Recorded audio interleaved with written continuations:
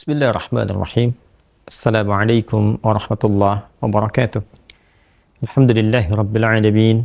Wassalatu wassalamu ala rasulillahil karim wa ala alihi wa sahbihi ajma'in wa ba'd.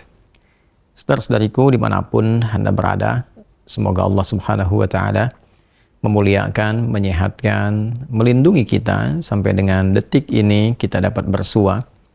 Dan lebih dari itu, semoga Allah subhanahu wa ta'ala senantiasa memberikan taufik, panduan untuk menjalani kehidupan di dunia ini agar mendapatkan rahmat Allah Subhanahu wa taala yang bisa kita bawa pulang menghadap Allah pada hari kiamat kelak insyaallah. Teman-teman, malam ini di tanggal 26 Oktober 2023 Masehi, edisi spesial yang biasanya kita membahas Aqsa dengan cukup panjang. Kali ini kita ingin berbagi pesan yang sangat singkat. Yang dalam singkat ini kita ingin mengingatkan baik kepada diri saya pribadi dan kepada kita semua tentang satu bagian dari ayat Al-Quran yang kiranya penting kita renungi, yaitu Quran surah ke-81 At-Takwir di ayat ke-26. Saat Allah Subhanahu wa ta'ala berfirman, "Fa'aina tadhhabun?" Maka engkau itu sesungguhnya mau kemana?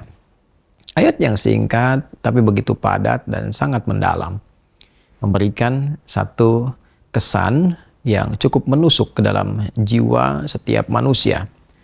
Pertanyaan yang datang langsung dari pencipta kita, sesungguhnya engkau mau kemana? Allah sudah menjelaskan mengapa kita diciptakan. Allah sudah memberikan jalan kehidupan bagi kita dan menerangkan konsekuensi di balik pilihan-pilihan yang kita tetapkan untuk menempuh jalan-jalan yang dimaksudkan. Bila benar, resikonya seperti ini. Bila salah, konsekuensinya demikian. Maka, di antara sekian manusia yang telah mengetahui semua konsekuensi itu, terkadang masih mengedepankan bujukan-bujukan atau bahkan pengaruh-pengaruh nafsunya agar bergeser dari nilai-nilai kebaikan, bahkan nilai kemanusiaan yang telah Allah tetapkan.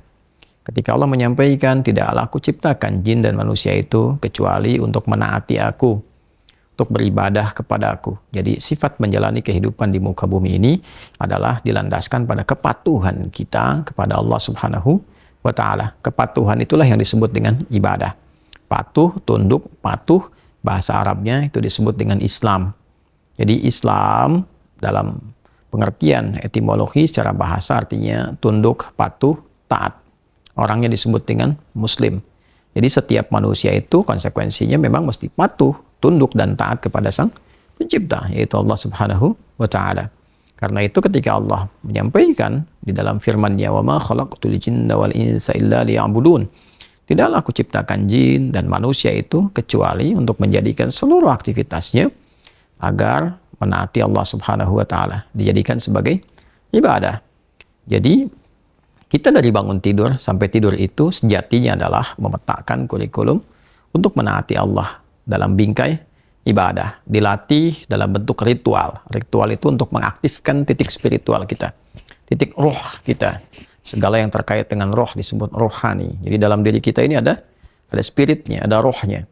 Dan itu adalah titik latihan pertama untuk mengaktifkan ya titik-titik kebertuhanan. Jadi ketika Allah sampaikan, tidaklah aku ciptakan engkau kecuali untuk menaatiku. Nah, titik ketaatan itu ya disebut dengan titik ritualnya. Ibadahnya ibadah ritual, ya keadaannya keadaan spiritual, itu yang penting kita aktifkan dulu. Itu sebabnya diminta kita sholat untuk mengoneksikan diri kita, mengaktifkan sinyal itu dengan Allah Subhanahu wa ta'ala, dengan Sang Pencipta. Sehingga ketika terkoneksi, terbangun kesadaran dari dalam diri kita sebagai sebuah fitrah. Nanti kesadaran itu yang akan membimbing bagian dari sifat intelektual kita, titik intelektual, ya IQ itu, ya intellectual question. Kemudian nanti titik fisik kita, physical question. Jadi nanti yang menggerakkan adalah titik spiritualnya. Ini yang memberi perintah. Kalau akal itu masih objektifnya normal saja. Karena dia hanya mengkonstruksikan pikiran, mengolah data, ya, jadi informasi menjadi knowledge. Knowledge itu yang akan diteruskan kepada fisik untuk dieksekusi. Ya, bagaimana nanti lisan bicara? Seperti apa konstruksi bicaranya? mengatur katanya bagaimana, memilihnya seperti apa, menjelaskannya bagaimana. Tapi perintah untuk melakukan itu sumbernya dari sini. Ya, dari titik terdalamnya. Di dalam itu cuma ada dua. Ada jiwa takwa, ada jiwa fujur. Fa'alhamaha fujuraha wa taqwaha. Maka di dalam diri manusia itu, di titik paling dalamnya itu, ada nilai kebaikan, disebut dengan takwa, karakter moral kebaikan. Ada yang buruk disebut dengan fujur. Nama lainnya disebut dengan nafsu. Karena dari fujur keluar su, melewati nafas. Nafas ketemu su, jadi nafsu. Quran surah ke-12 ayat 53. Wa ma ubarni'un nafsi innan nafsa la'ammaratum bisu illa ma rahima rabbi. Maka semua tindakan kita, menatap, mendengar, berbicara, bertutur, sampai dengan berjalan, ujung kepala sampai ujung kaki, yang kita jadikan sebagai bagian dari perangkat beraktivitas itu, semua tatanannya, perintahnya kalau tidak dari takwa, adalah dari fujur. Kalau bukan dari sifat baik, sifat buruk yang bersumber dari nafsunya. Maka semua kegiatan yang kita desain dalam setiap hari itu, kita tata. Dan Allah tanya, baik, engkau untuk apa bekerja? Ya Allah, saya ingin mencari rezeki. Baik, bagus. Untuk dapat uang. Setelah dapat uang mau kemana? Pengen kaya. Setelah kaya mau ngapain? Beli ini, beli itu. Setelah itu mau ngapain? Ditanya terus sampai ujungnya. Fa'aina tadhhabun. Sampai ke titik puncaknya. Kalau kamu sudah meraih apa yang kamu inginkan itu, harta sudah banyak, terkumpul, sudah mewah, rumah sudah megah, mobil melimpah, hidup juga kaya begitu rupa, terus mau ngapain? Ya. Maka orang-orang yang bingung pada akhirnya, dia mencari-cari ketenangan. Akhirnya balik lagi. Sudah kaya segala rupa, cuma cari ketenangan, akhirnya balik lagi ke desa, nyewa gubuk, nanam kangkung, nanam cabai. Terus kalau memang dengan seperti itu bisa bahagia, kenapa selama ini kerja keras mendapatkan sesuatu yang dikumpulkan? Balik ditanya.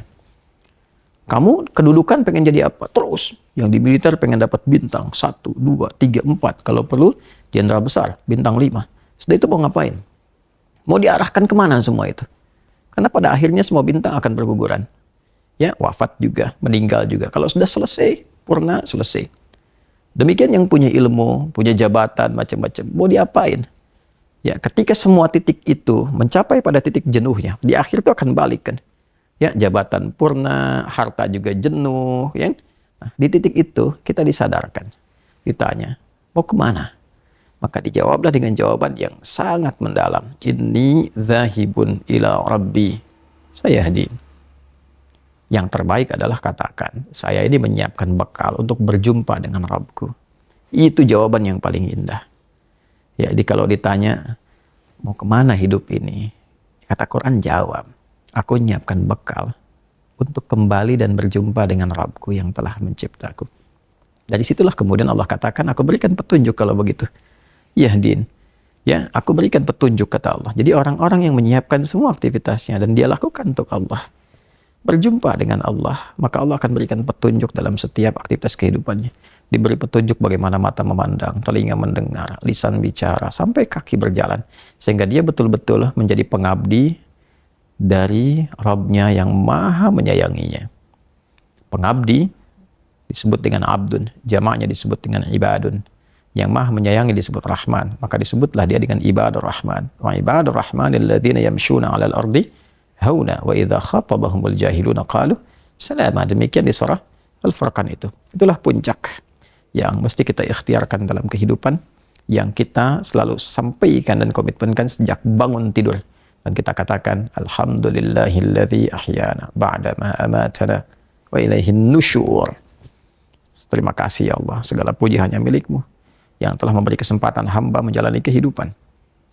Padahal Engkau telah tahan nyawa hamba tadi dalam tidur. Sesuai ajal Kau berikan kesempatan. Hamba berjanji ya Allah, hamba akan menyebar beraktivitas untuk mencari bekal menghadap-Mu. Saudara-saudariku, sedalam, sejauh, sebanyak kegiatan, aktivitas jabatan yang telah kita kumpulkan, harta benda, pengetahuan, sampai detik ini, apakah betul-betul sudah kita siapkan sebagai bekal untuk bertemu dengan Allah? Atau hanya sekedar mengumpulkan semua itu tanpa arah, yang pada akhirnya bertemu dengan kejenuhan kembali? Renungkanlah malam ini, malam Jumat. Jumat saat manusia pertama diciptakan, diturunkan di surga, mengawali misi di dunia, diwafatkan, dan di titik itu kita akan berpisah dengan dunia. Saat azan berkumandang, nampak jelas seluruhnya. Semoga Allah muliakan kita, Selamat merenung. Allahu Akbar. Allahu Akbar. Subhanakallahumma bihamdika asyhadu an la ilaha illa anta nastaghfiruka wa natubu ilaik. Alhamdulillahirabbil alamin. Assalamualaikum warahmatullahi wabarakatuh.